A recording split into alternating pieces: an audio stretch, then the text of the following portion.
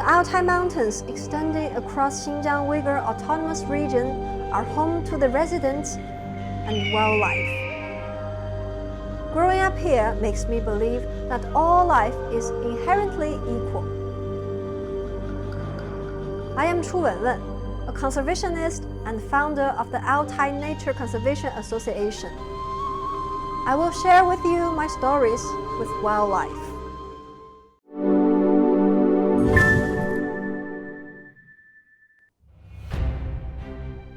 Hello and welcome to China Talk. I am Chu Wenwen, a conservationist from the Xinjiang-Uyghur Autonomous Region in northwest China, and I am the founder of the Altai Nature Conservation Association. My hometown, the Altai Prefecture, is a land of great biodiversity. It's home to a rich variety of flora and fauna. I grew up surrounded by wild animals. I enjoyed observing them leaping, running, and resting in their natural habitat. It's always been part of my life to be close to nature and to respect nature. There's always a yearning in me to do something useful for my hometown and for the animals and plants that I'm so familiar with.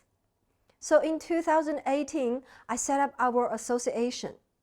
3 years later, with help from the local government and supporters across the country, we founded the first ever professional wildlife rescue center in the region. Our mission is to provide treatment and rehabilitation to wild animals and then release them into the wild. In the 5 years since the founding of our organization, we have managed to help 291 animals. This brown bear, Neng Neng, was the 137th animal we have rescued. When Neng Neng was found by a small river, the bear cub was so skinny, she could barely hang onto life. She was thought to be about 5 months old. Usually a bear cub lives with the mother until it's 2 years old, but the mother bear was nowhere to be seen. Without any help, this cub would die before long. So Neng Neng was brought to us. She was diagnosed with neuritis, poisoning, and severe malnutrition. To make it easier for her, we had to hide the medicines inside the food she liked. We also prepared snacks to increase her nutrient intakes. Thanks to our care, Neng Neng could pretty soon stand up on her own, although a bit wobbly at the beginning.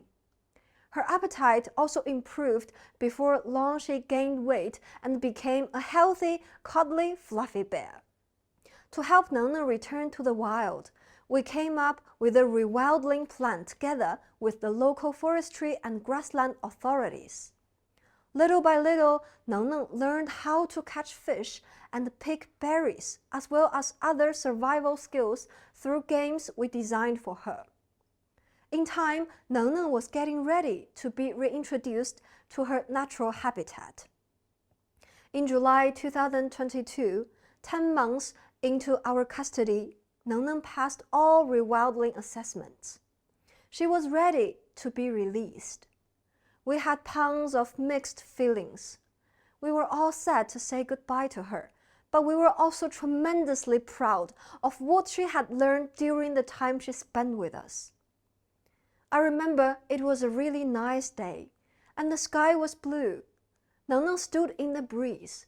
She turned back and looked at us with what seemed like a smile, and then disappeared in the dense forest.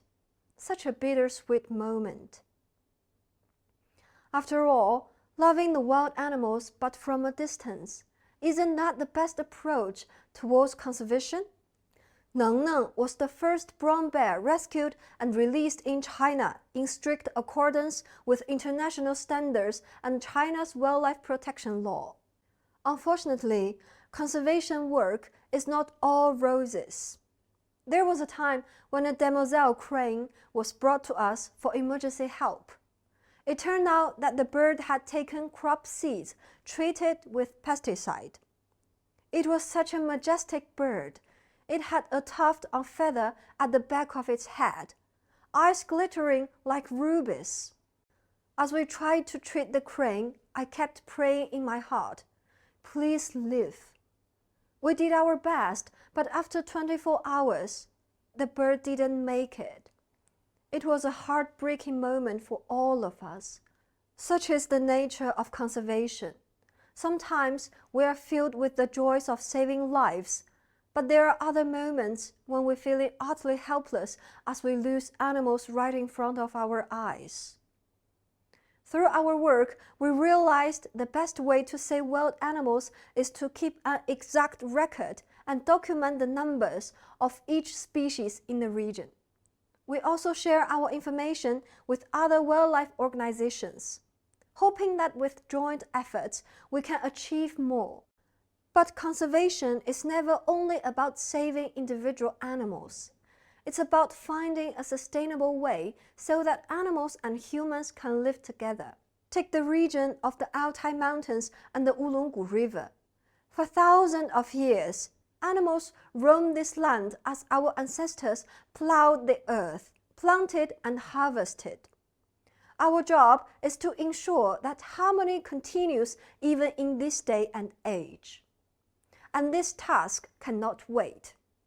That led us to the other task we set for ourselves, recovering the natural habitats for the benefit of the wildlife.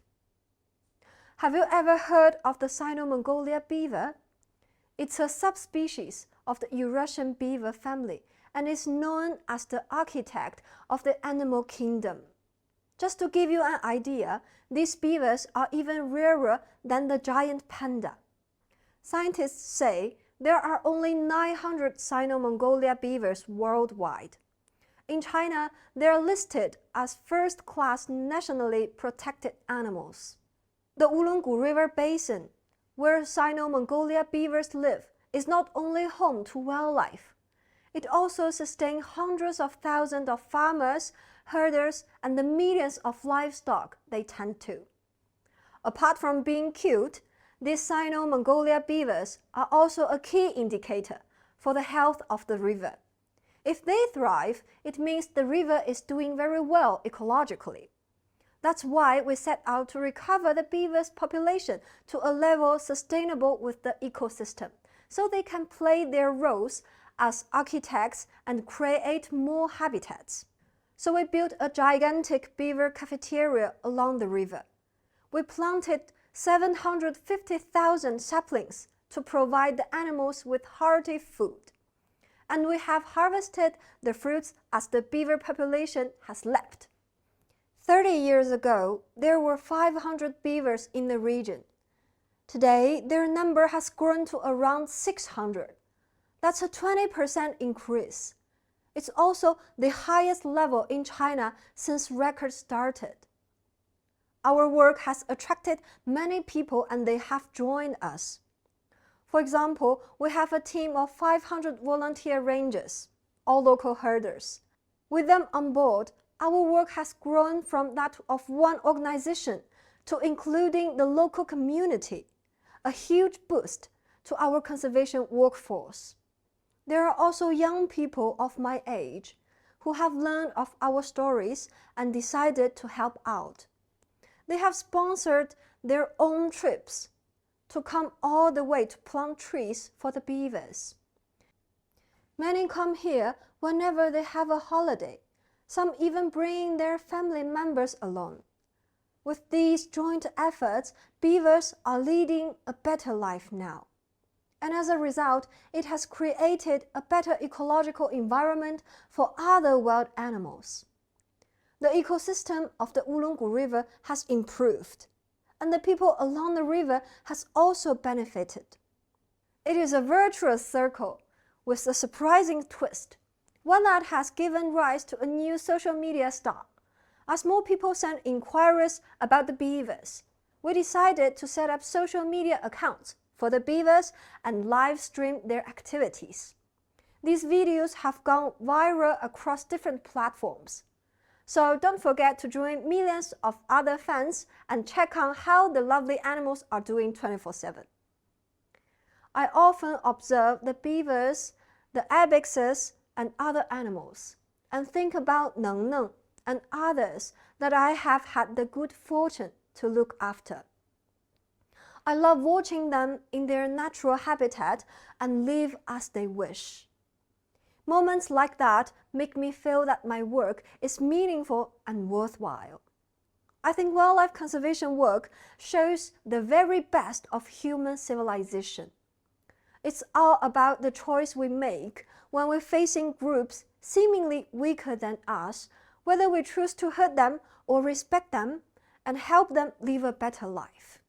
The truth is, we share one Earth as our common home. All species are equal.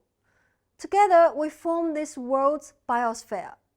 We have in no way the right to disrupt the harmony among different life forms.